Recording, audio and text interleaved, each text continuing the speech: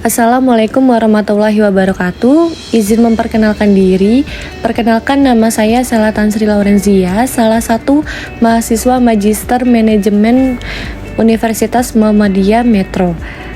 Pada kesempatan kali ini, saya akan mengumpulkan jawaban UTS mata kuliah perilaku organisasi yang mana dosen pengampu Bapak Febrianto.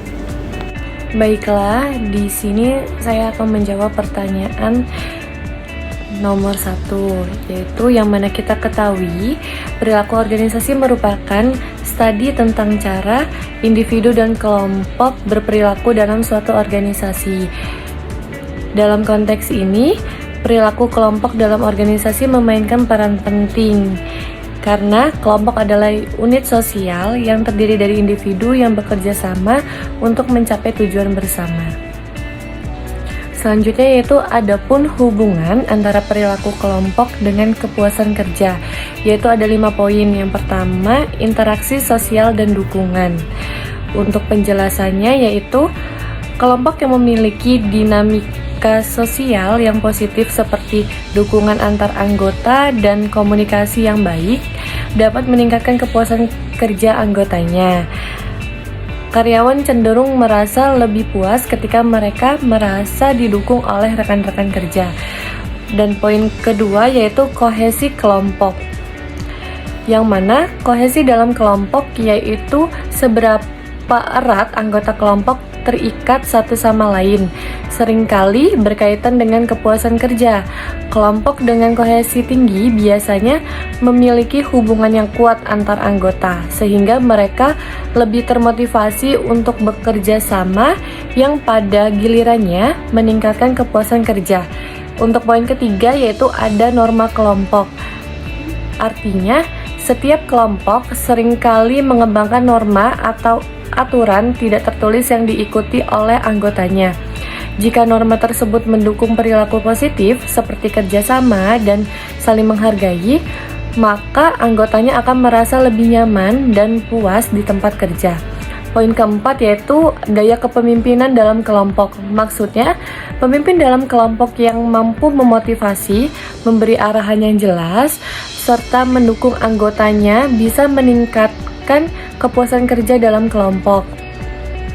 Gaya kepemimpinan yang suportif dan partisipatif lebih mungkin untuk memupuk lingkungan kerja yang positif. Dan poin terakhir yaitu ada peran dan tanggung jawab yang jelas. Maksudnya, ketika peran dan tanggung jawab dalam kelompok jelas dan terstruktur, anggota cenderung merasa lebih aman dan puas karena mengetahui ekspektasi dan tugas mereka. Ketidakjelasan peran atau tumpang tindihnya tanggung jawab bisa menyebabkan stres dan mengurangi kepuasan kerja. Adapun penelitian yang relevan terkait perilaku organisasi ini, yaitu penelitian terbaru menunjukkan bahwa kepuasan kerja seringkali dipengaruhi oleh faktor-faktor seperti dukungan dari supervisor, kesempatan pengembangan karir, pengawasan, serta budaya organisasi. Dukungan manajerial yang berfokus pada kesejahteraan karyawan juga meningkatkan rasa kepuasan yang kemudian berdampak pada perilaku kerja yang lebih proaktif dan produktif. Selanjutnya, kepuasan kerja tidak hanya berpengaruh pada individu, tetapi juga menciptakan efek kelompok yang positif seperti meningkatnya OCB, tindak proaktif karyawan yang mendukung kinerja organisasi di luar tugas formalnya. Penelitian Wijaya dan Sutanto menunjukkan bahwa karyawan yang puas cenderung menunjukkan OCB yang lebih tinggi, yang berarti mereka lebih siap membantu rekan kerja dan berkontribusi pada tujuan organisasi dengan sukarela.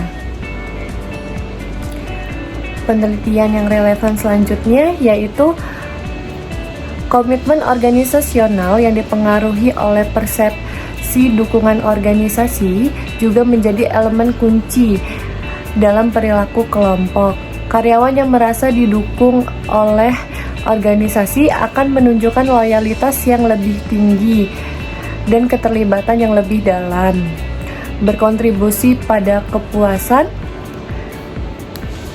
kerja dan budaya kolaboratif dalam kelompok.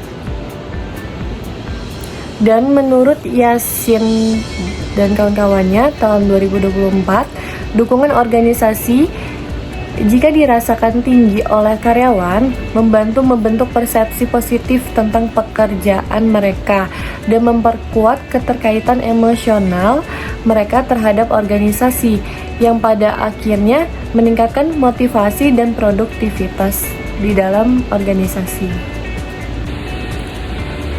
Selanjutnya, penelitian di berbagai sektor seperti penelitian Zubaida tahun 2022 mengindikasikan bahwa gaya kepemimpinan yang partisipatif dan budaya organisasi yang mendukung memungkinkan adanya komunikasi terbuka dan kolaborasi di dalam tim. Hal ini berkontribusi pada peningkatan kepuasan kerja, terutama jika karyawan merasa dihargai dan didukung dalam menjalankan tugas mereka. Selanjutnya jawaban nomor 2, yaitu terkait sikap profetik dalam konteks sumber daya manusia di lembaga sangat penting karena beberapa alasan, yaitu sebagai berikut. Poin yang pertama yaitu ada alasan nilai dan etika, yang mana sikap profetik berakar pada nilai-nilai moral dan etika yang dapat membimbing perilaku individu dalam organisasi. Dengan menginternalisasi sikap ini, karyawan akan lebih cenderung bertindak dengan integritas atau kejujuran dan tanggung jawab, yang semuanya esensial dalam menciptakan lingkungan kerja yang sehat. Alasan kedua yaitu karena adanya visi dan misi. Organisasi yang memiliki sikap profetik cenderung lebih jelas dalam visi dan misi mereka. Karyawan yang memahami dan menghayati visi tersebut akan lebih termotivasi untuk bekerja menuju tujuan bersama atau mencapai tujuan bersama yang berdampak positif pada kinerja organisasi secara keseluruhan. Alasan yang ketiga yaitu ada kepemimpinan yang inspiratif. Maksudnya, pemimpin yang menunjukkan sikap profetik dapat menginspirasi dan memotivasi karyawannya. Kepemimpinan yang berbasis pada visi jangka panjang dan nilai-nilai yang kuat akan menciptakan kepercayaan dan loyalitas di antara anggota tim. Alasan keempat yaitu adanya perubahan positif. Artinya, sikap profetik mendorong inovasi dan adaptasi dalam organisasi. Dengan adanya pemahaman yang lebih dalam tentang konteks dan konsekuensi tindakan, karyawan dapat lebih siap menghadapi perubahan dan tantangan yang muncul. Dan alasan yang terakhir yaitu pembangunan budaya organisasi. Sikap profetik berkontribusi pada pembentukan budaya organisasi yang positif.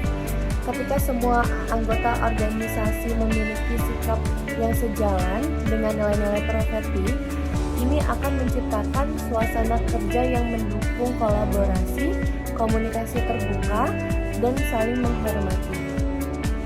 Demikianlah hasil jawaban UTS mata kuliah perilaku organisasi dari saya.